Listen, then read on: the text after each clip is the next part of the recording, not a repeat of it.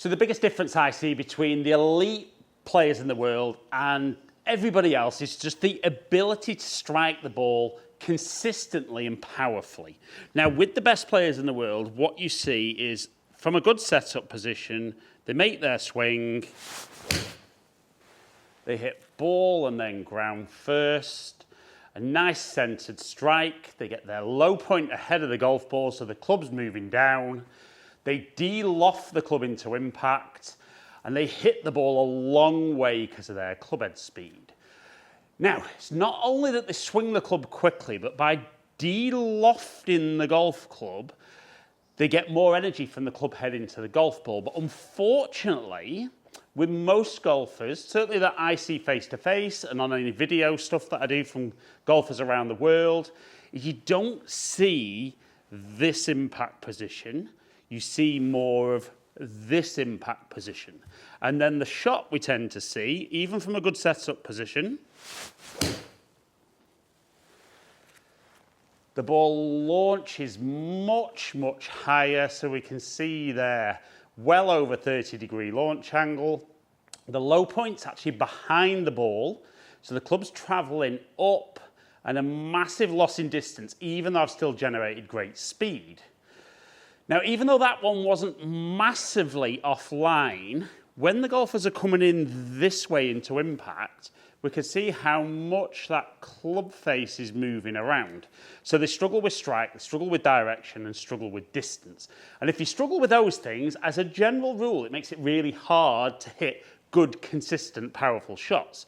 So today I'm going to talk about how the trail arm, the right arm for the right-handed golfer, and that right wrist position is a really important thing for you to master. And by working on what we're going to talk about in the video today, I guarantee you're going to hit better shots. So the first thing I notice is at address, golfers get that right arm in a very poor position. So they tend to have that left hand on top, and then the right hand comes in on top, and it's very, very straight. And almost the inside of the forearm is already looking down over there. So because that right arm's straight, in the backswing it's very, very straight. And as they come into impact, the right arm straightens too early and they release the club early. So the first thing we're going to talk about is the different position. So we're going to set up with the left hand on the club, and you're going to get the inside of the forearm looking more out towards the camera there. And then all you're going to do is just rotate the wrist to get that hand on position. And you'll notice straight away there's a little bit of bend into that trail arm, as opposed to that right arm being straight and the shoulders being open. So we're going to get that forearm looking towards the camera, rotate the hand round, and straight away as you make your swing now, it'll be much easier for that right arm to fold in the backswing. So the first thing I want you to do is just hit a shot with that feel. And I think straight away, you'll tend to notice a bit of a difference in the way you deliver the golf club. You'll find it easier to keep a bit of loft off, like I've done there. The low point might not move quite as far ahead, but should start seeing that low point move ahead. And if you've not got tech like TrackMan, you're going to notice the difference in the sound of the ball and then ground. But straight away, the ability for that right arm to fold in the backswing is huge. So the next thing we need to feel is that as we're going back, we want to feel that that right hand now stays a bit more on top of the club on the way back. The arm folds, and then in the downswing, you're now able to get that right elbow moving towards your body. Whereas when that right arm gets in a poor position, you'll notice that the elbow stays out. So down the line, you'd be seeing more of this movement. Whereas now, right arm folds, that right hand's more on top, so the elbow can stay nearer the body. Very different position for that club on the way down. And as you keep turning out of the way, the first thing you're going to notice, elbow in, turns out the way, much more shaft lean. So I think the right arm folding in the backswing is all about getting set correctly to begin with. Then we want to feel that that right hand stays more on top of the shaft on the way back. And certainly as that elbow moves in, Keep that right hand on top, almost so the palm is looking down to the ground. And maybe just do a couple a little bit slower than normal to begin with. And you can hear the difference straight away there. You could hear how the club made contact with the ground a little bit more. Beauty with Trackman, it was still 3.2 inches ahead. Club travelled down 4 degrees, launched even lower at 19 degrees.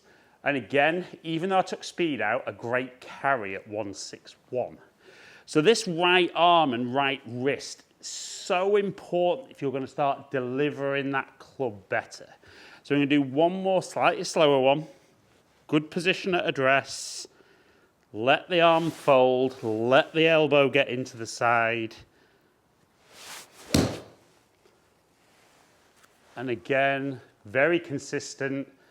Good strike. Low point ahead. Clubs travel down. Launch angles down.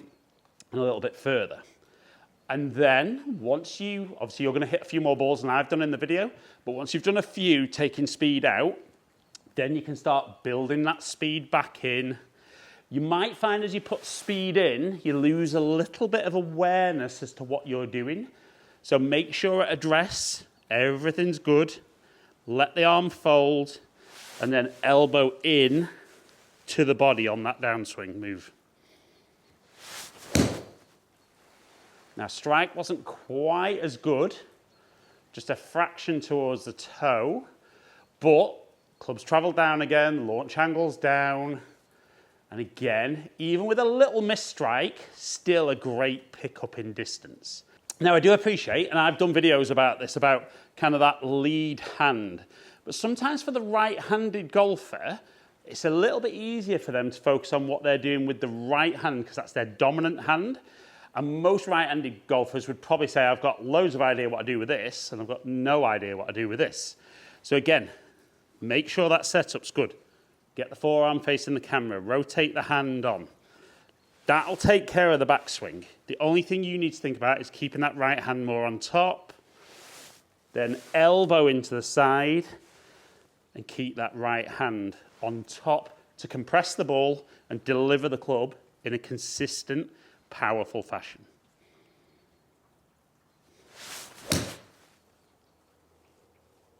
And I love that feel.